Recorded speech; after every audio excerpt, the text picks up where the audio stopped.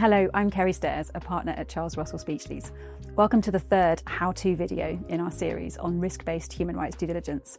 I'm joined again by Louise Herring, founder of Inherently Human.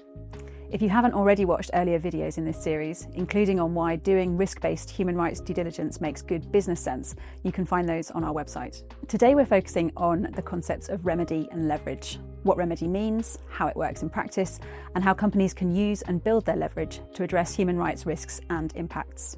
Under the UN Guiding Principles on Business and Human Rights, or the UNGPs, which have set the benchmark for best practice since 2011, if a company has caused or contributed to harm, it should provide or cooperate in providing remedy to those affected.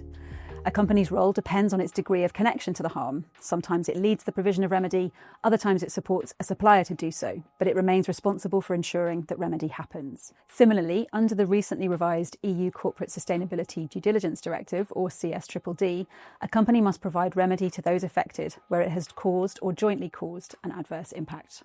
Good remedy achieves two goals. The first is making good the harm that's been caused.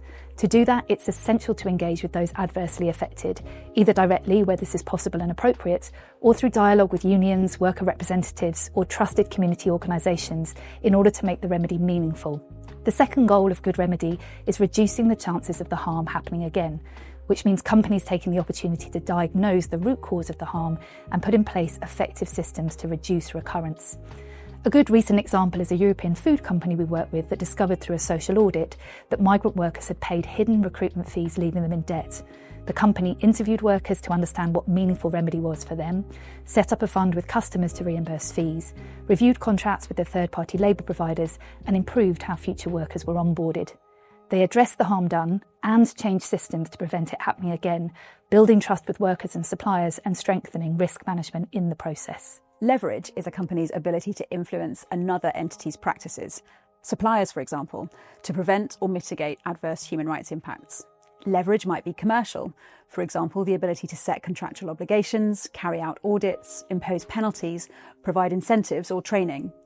Leverage might also be created through collaborative action by companies or industry-wide initiatives that raise the bar and build the capacity of suppliers, or through direct engagement with governments and civil society to identify solutions to complex problems.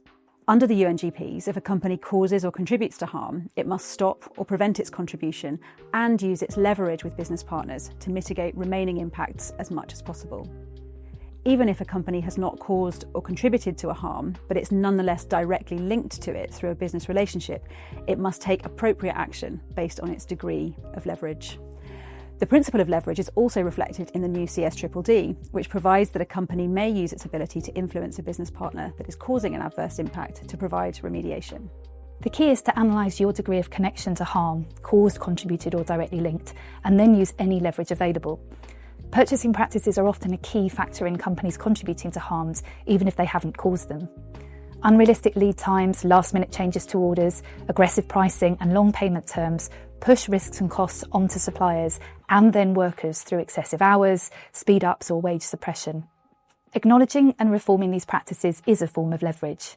When leverage seems low, for example, where a supplier won't be materially affected by losing a single buyer, the expectation is to build leverage, collaborate with peers, engage industry platforms and public authorities, adjust purchasing practices, and partner with suppliers to increase trust, capacity, and problem solving.